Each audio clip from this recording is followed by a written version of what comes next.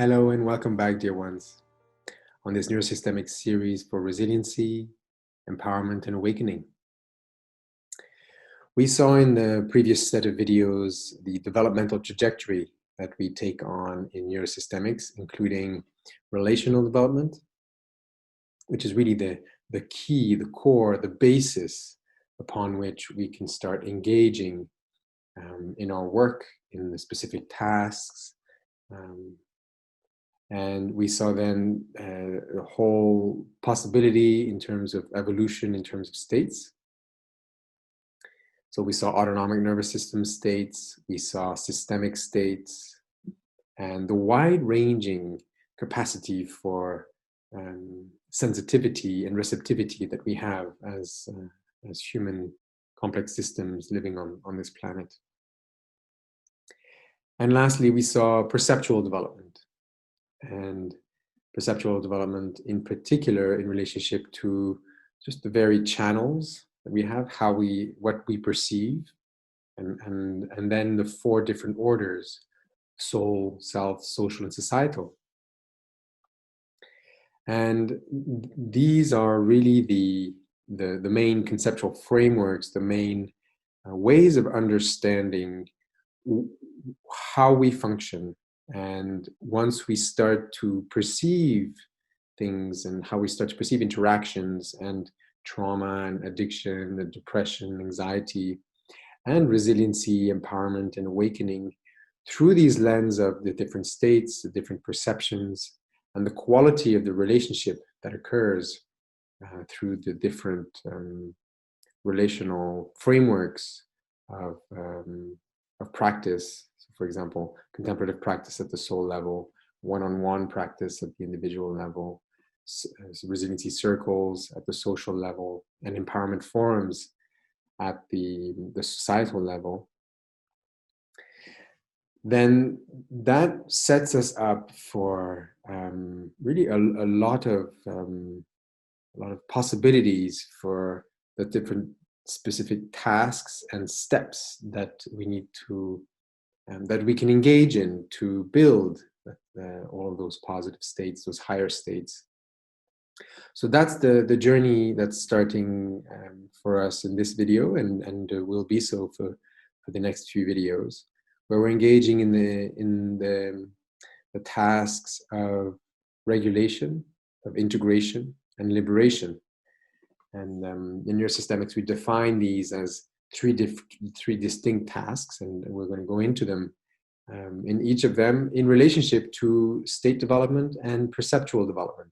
And we'll see that perceiving and understanding the framework of our developmental trajectory through these two possible pathways really opens up a whole wide field of engagement, of healing, of empowerment. So just before we do that, let us, for a couple of moments, settle into the body, soothe our nervous system through the sound of the waves of the gong. And just feel this moment.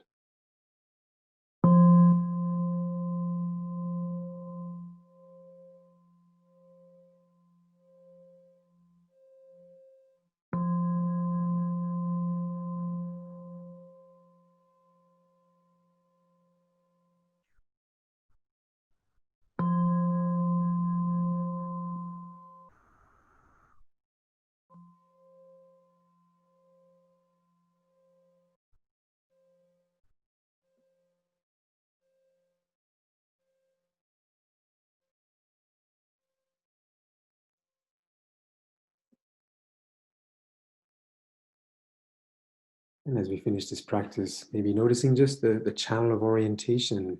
If our eyes were closed, just noticing, opening them up again in the room, being here anew, fresh, and allowing our system to settle into, to be present here and now.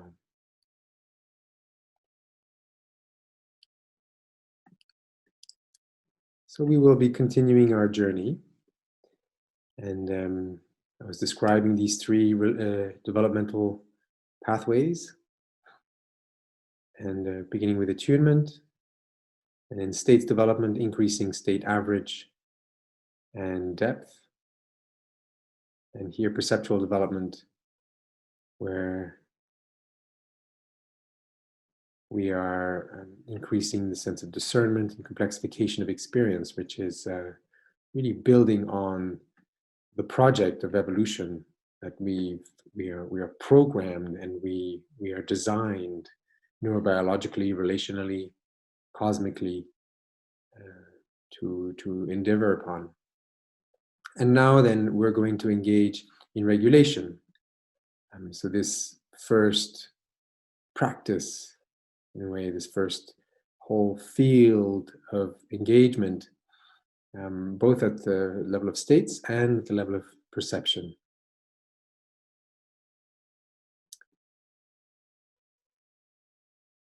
Regulation.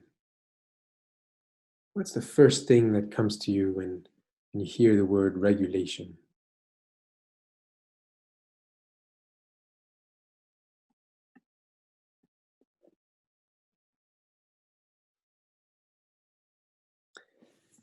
Well, there are various forms of regulation that we can engage in.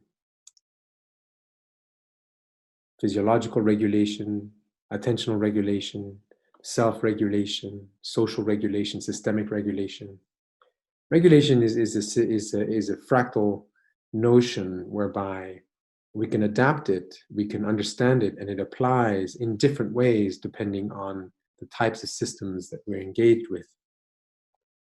So this whole field of regulation, whether we're talking about states or perceptions, actually applies to the four orders of soul, self, social, and societal.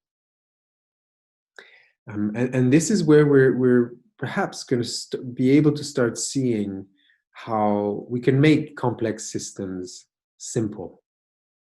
How there are actually a couple of basic principles to consider and then to engage in, which are going to be able, which are going to support us and encourage us and enrich the ways and the capacities in which we can engage in a whole series of different fields, because they're fractal, they're adaptive. Okay, so let us start with state regulation. And in terms of state regulation, when we're beginning, when we're in these early states, or early stages, of practice, early stages of therapy, early stages of inner work, it's going to look a little bit like this. We're going to want to down-regulate negative states. And by the way, if we're just endeavoring in this inner work right now, in a way, at a fractal level, even though we may be advanced, there are infinite number of moments when we will be returning and engaging with our experience internally as a beginner. In Buddhist tradition, we talk about the beginner's mind, which is possibility to see and sense the quality of our experience and engage with it from a place of freshness, from a place as though we were seeing it for the first time. And in more ways than just one, this is true, this is real. So this applies for everyone at the beginning stages of how we pay attention, or for actually people who are just starting to do the journey of their inner work at this point. So we want to down-regulate negative states, right? We spoke about that a little bit already. So if this is our map for states, right, where the most challenging states are up here, and then it gets easier and easier up until a sense of neutrality here. And then we go up to positive states, to higher states, or even more positive. That's negative here with the dark states, positive states. And the arrow here designates then the direction. So we're down-regulating negative states, right?